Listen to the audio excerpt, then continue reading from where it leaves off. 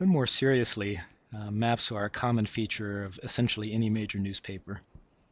And not only are these useful for supporting the articles that in the paper, but they're also useful for exploring in a critical assessment type of scenario. In this map here, it has the number of major operations performed across the region. These are just major operations of any sort. And so you might look at this and you say, okay, there's a whole lot of operations being done out there in West Texas or Central Oregon. But none of these things talk about, well, what could be the reason there's a lot of operations in Central Oregon? Maybe there's a lot of, because it's a retirement area now, there's a lot of people slipping on ice and breaking their hips. Whereas out in West Texas, that's big oil country. So maybe there's a whole bunch of oil rig workers who are, getting beat up in the oil fields.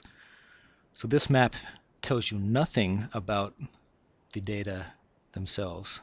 It only presents a general background of where operations are performed. So contrast that idea with the headline. The operation you get depends on where you live. That can also provide for some interesting class discussion and critical thought.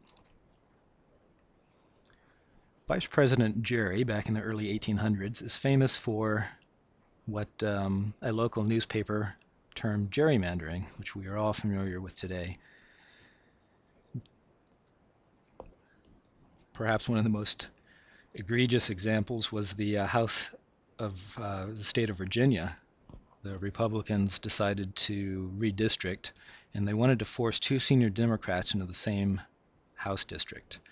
And when they did the original proposal for this new House district, they missed Delegate Cranwell's house by a few yards.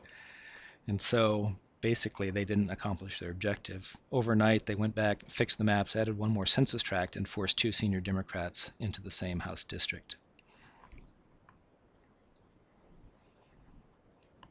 Maps can be used to not only display information related to the census or any other sort of data, but they can be used in an artistic way, and they can be used in one of the more famous, or one of the more common public uses of art is through activism.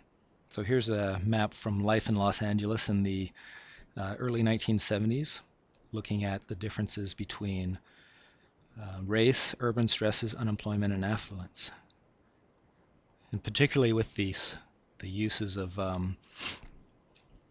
smiley faces and frowny faces and eyes, those sorts of things can be making a point based on the data without using text whatsoever.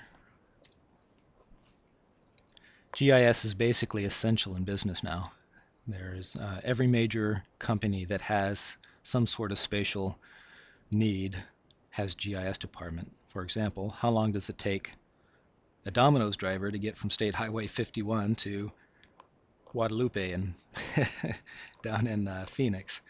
But these can also be used for traffic assessments to find out where the heavy areas of traffic are, or perhaps most usefully in things like prison breaks or Amber Alerts to find out if someone is abducted or escapes, how far away they might be so that the law enforcement entities can start setting up a perimeter. With businesses in particular, GIS is often used to cite a new location for a business so that they can figure out areas where they'll hit the demographics they want to, the number of households in the area, if it's a walking district or driving district. Things like this can help companies basically improve their bottom line by proper citing of their business. Commonly used in science as well as in math, though somewhat subtly, this is a model of erosion potential within a small watershed, and through the process of what's called map algebra, layers of maps are multiplied together to derive the potential for erosion in a particular watershed, and this can be used to help mitigate potential water quality issues with water supply lakes or fishing lakes or any sort of issues associated with erosion. But what's cool about this on the terms of education is that to do this you have to do math, and it's a common complaint in higher education these days that students hate doing quantitative assessment.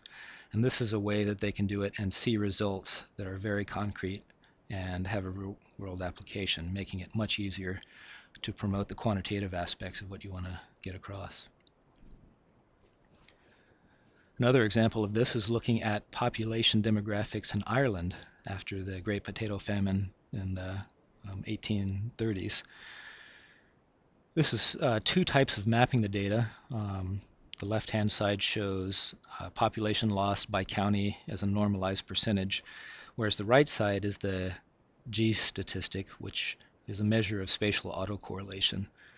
So you can look at the data both using the basic census type data, or you can do some fairly sophisticated spatial statistical analysis.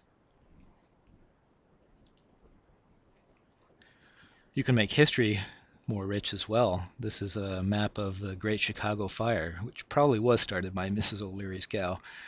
And back when it happened, a bunch of the East Coast readers wanted a map in the newspapers to see what parts of Chicago had gotten burned, and so the one on the left of the screen was done by Rand McNally. And recently, some historians and fire scientists got together to model the spread of the fire based on the damages, the reports, whatever weather records there were, and they were able to create the path of how the fire burned. And this provided probably a better sense for what actually happened during the day, and provided the students who were looking at this thoughts on, what if I were here? Or what if my family was in this part of town? Would they have had warning? In some places, yeah. In some places, wow, it would have been a run for your life. So it adds a more human dimension to the study of history. This is a study done by the city of Lexington. The map is at the bottom of the screen is time 0, and at the top is the end of the study. And these are GPS tracers of one particular person's driving habits over the course of the study. And they had a whole bunch of people do this so they could stack them up and look at both the spatial and temporal arrangement of traffic in the Lexington, Kentucky area, providing the city planners with a really good tool for doing transportation studies.